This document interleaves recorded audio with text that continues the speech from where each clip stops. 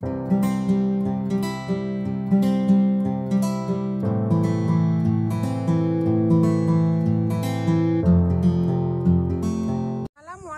warahmatullahi wabarakatuh. Perkenalkan, nama saya Baik Denta Rianasari. Saya adalah mahasiswa PPG dalam jabatan kategori 2 2022. Pada kesempatan kali ini saya akan melakukan uji kinerja PPG dalam jabatan kategori 2 2022 dengan melakukan praktek pembelajaran pada mata pelajaran pengolahan dan penyajian makanan KD menganalisis hidangan dari telur. Berikut video pembelajarannya. Terima kasih. Assalamualaikum warahmatullahi wabarakatuh. Waalaikumsalam warahmatullahi wabarakatuh. Silakan jika ada sampah di sebelah kiri dan kanan diangkat lalu dibuang.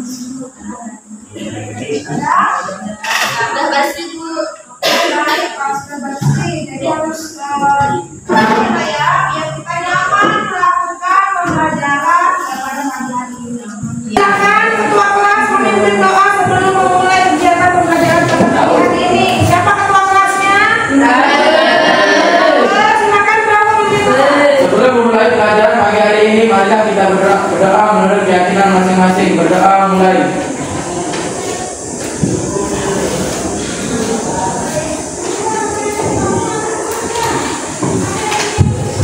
Berdoa selesai. Beri. Apa kabar semuanya?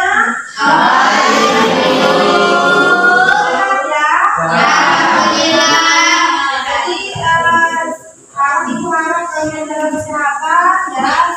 Di zaman sekarang ini penyakit lebih banyak ya nak ya. Misalnya COVID, ada lagi ginjal akut dan banyak lagi yang lain. Jadi harus tetap jaga kesehatan dengan pola hidup yang sehat. Baik, tetap semangat, harus tetap semangat sampai selesai pembelajaran pada hari ini ya, sampai nanti jam terakhir. Oke, Ibu absen dulu. Abdul Aziz, Hadir. Hakim, Ade Pratama, Adinda, hadir Bu. Afriza, Desi, hadir. Ella, hadir. Gede Sastra Wijaya, Giura, Inangan Grawe, Indriani, hadir Bu. Putra Tunada, Muhammad Alom, Fahrul Razi, Razi, Rifai, Muhammad Rifai, semuanya sakit ya, jadi benar harus jaga kesehatan. Muhammad Saufi Rahman, Taufan Hadi, Taufan Hadi, Hidayah Muhammad Hidayah, pokoknya sekarang yang masuk Mulyadi, Muslimatul Aini, hadir Bu. Maya, hadir Bu. Ibu Rizki, Dika, ada namanya ya. Ferdiansyah, Raida, Safitri, Saskia Nanda, Saskia, Sylvia, Siti, Solatia, Tia, Yunis, Yusril,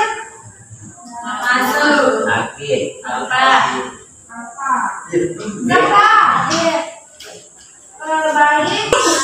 Pada minggu lalu kita sudah selesai membahas KD pengolahan pasta ya nak ya.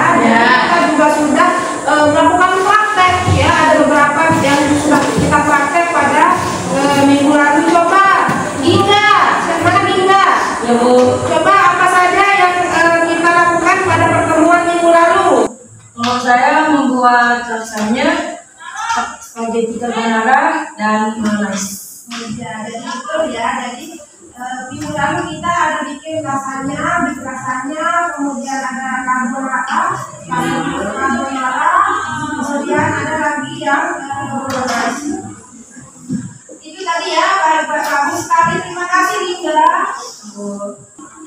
Sebelum kita memulai pembelajaran kita pada pagi hari ini, Ibu mau kasih lihat video. Silakan lihat ke depan. Ibu akan menayangkan video. Sebagai anak muda dalam proses mengejar mimpi, pastinya kita nggak bisa berbohong dengan apa kita harus punya bakat mampu dan action items untuk membantu kita mengejar impian kita. Nah, kali ini aku akan memberikan tips-tips gimana sih caranya supaya kita bisa produktif.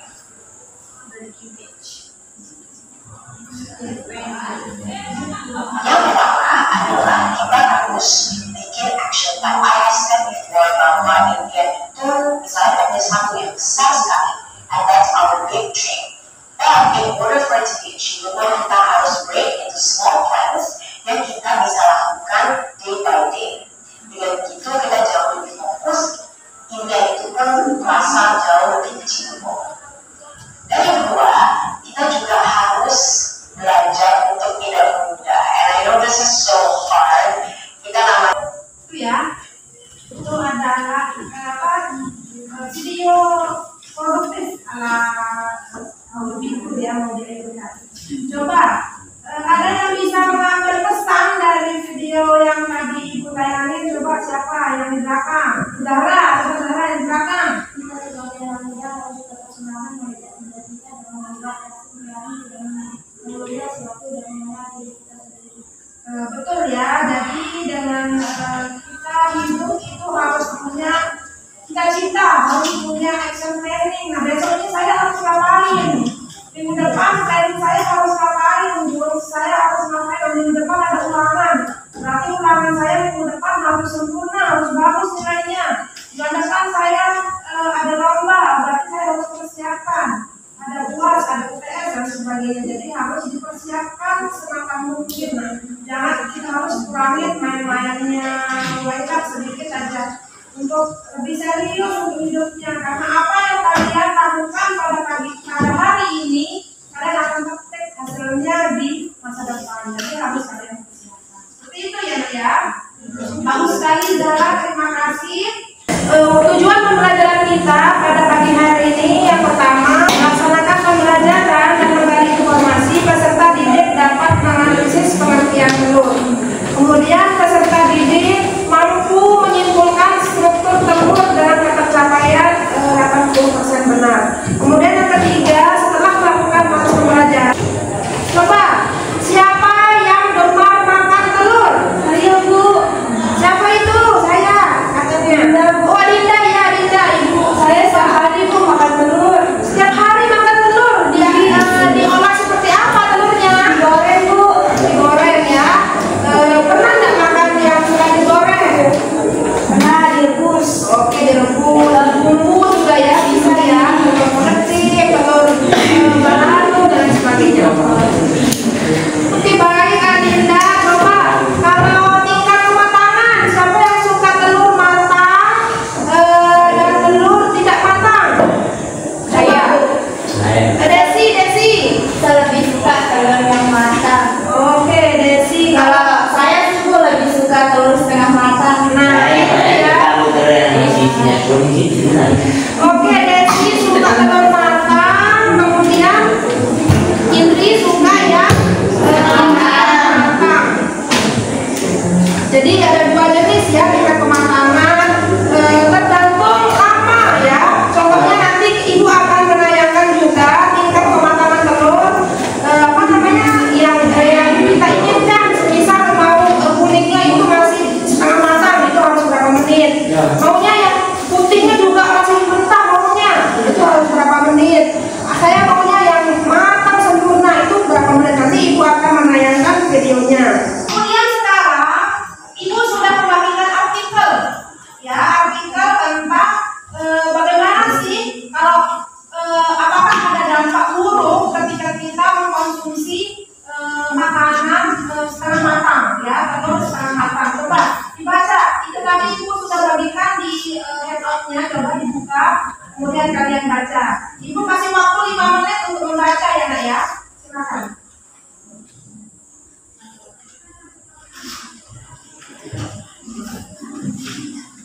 Jadi dengan mengkonsumsi telur setengah matang, apa saja sih bahaya yang menghantui? Ya, coba sekarang ibu mau tahu pendapatnya tentang artikel itu. Coba siapa ya? Saya. Mana Muslimatul? Saya.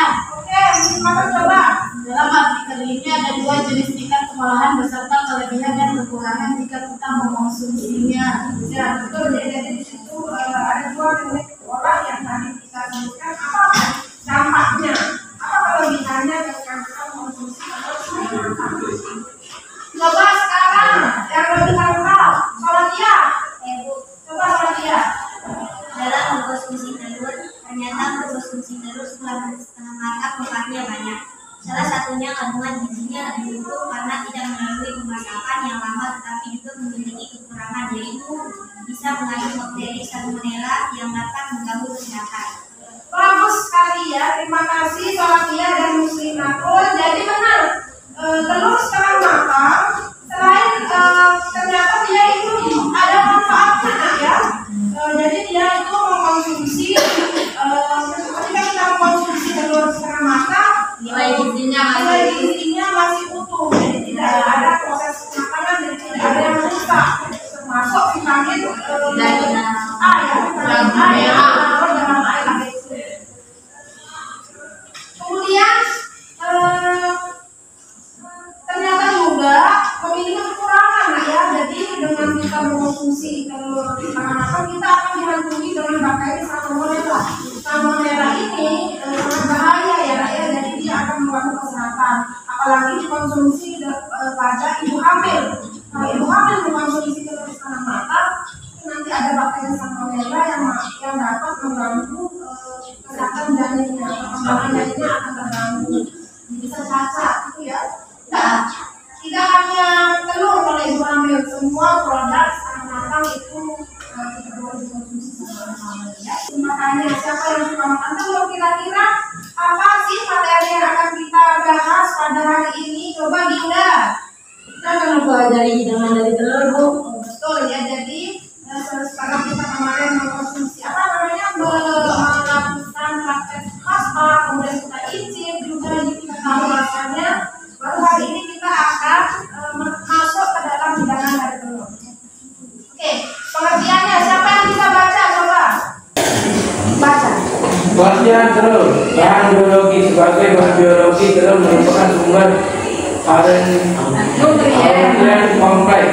Bahan pangan. Sebagai bahan pangan, telur merupakan salah satu protein hewani kedua yang mudah dijangkau setelah ikan. Ya, jadi pengertian telur itu ada 2 ya nak ya. Terima kasih Drawer. Jadi yang pertama untuk bahan biologi, bahan biologi itu maksudnya adalah telur merupakan sumber nutrien kompleks, sumber gizi yang lengkap. Kemudian untuk bahan pangan, telur itu yang paling mudah dijangkau oleh semua orang, yang paling murah dibanding dengan protein lain, dibanding harga ayam, harga ikan, daging ya.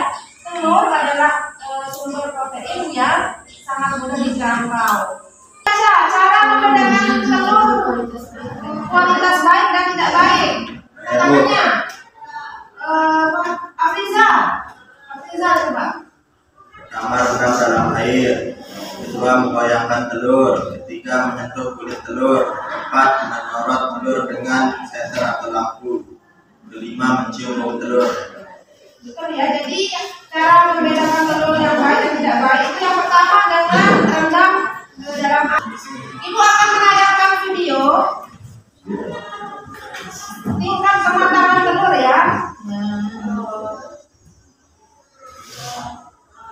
Untuk mengetahui tingkat kematangan telur, kalian harus masak berapa menit sih kalau misalnya telur bersama?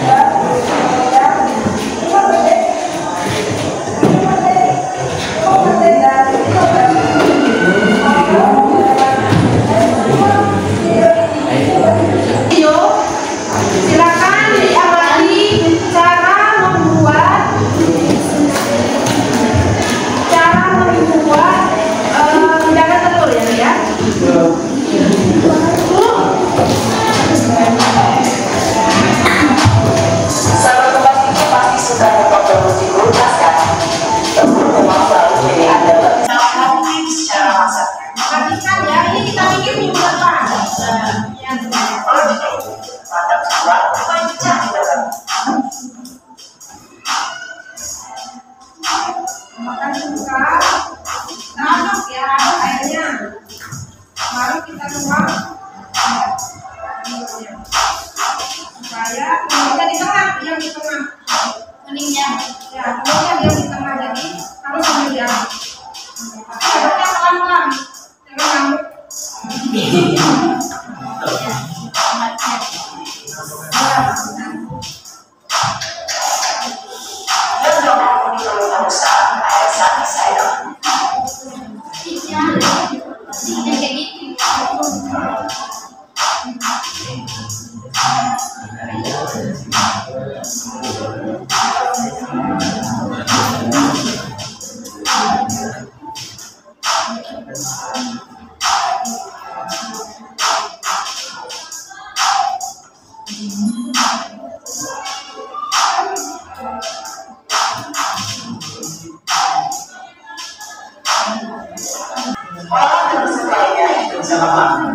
Oke, itu tadi ya. Jadi beberapa jenis hidangan tradisional. Nah, silakan sekarang sesuai dengan kelompoknya kalian berdiskusi mengerjakan LKPD yang sudah ibu bagikan. Kemudian silakan diskusikan, dikerjakan, didiskusikan dengan kelompoknya, baru nanti presentasi hasil ya. Silakan ibu kasih waktu 30 menit untuk mengerjakan.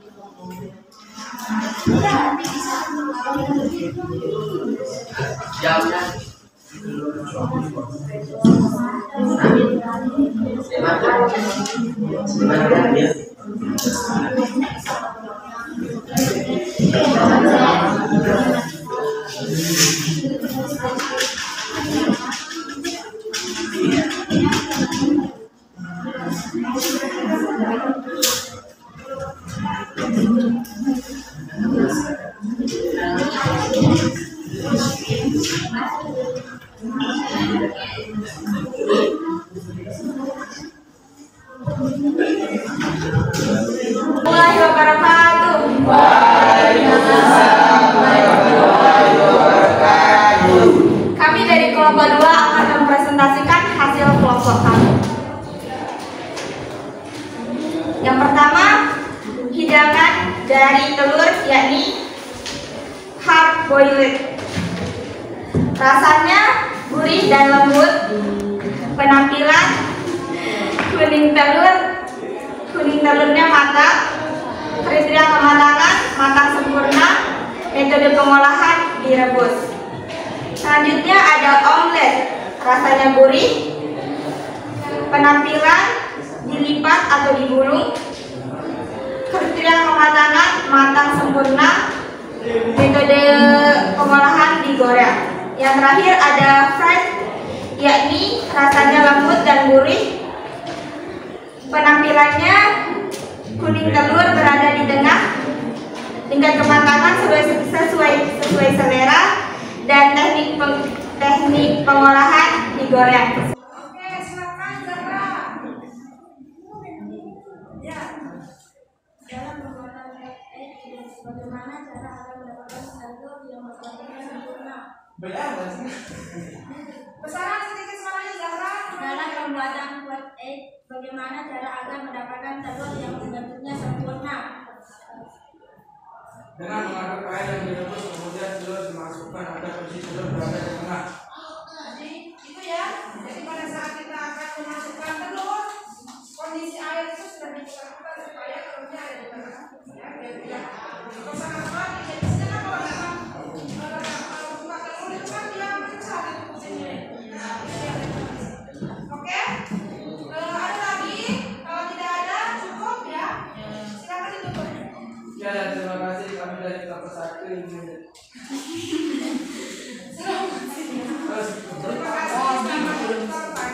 Terima kasih, selamat pagi. Terima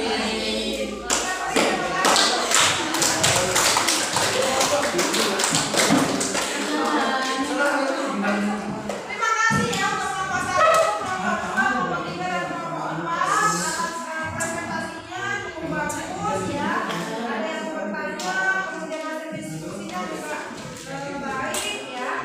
Oke, karena sudah selesai materinya dan diskusi, sekarang Ibu akan membagikan soal prospes ya, soal untuk akhir pembelajaran. Silakan dikerjakan menggunakan buku tugasnya, kemudian kumpulkan ya. Oke. Jadi Ibu bagikan soalnya. Orang satu kelompok 1 orang. Ya.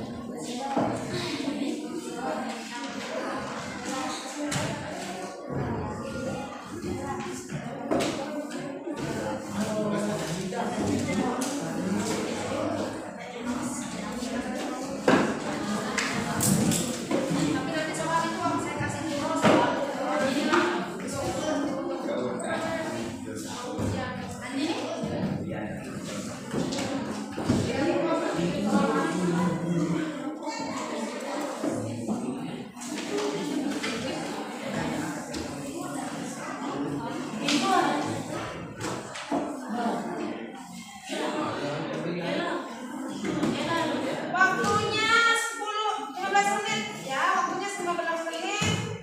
Kalau sudah 15 menit silakan dikumpulkan ke depan. Ya, Bu. Ya, Bu.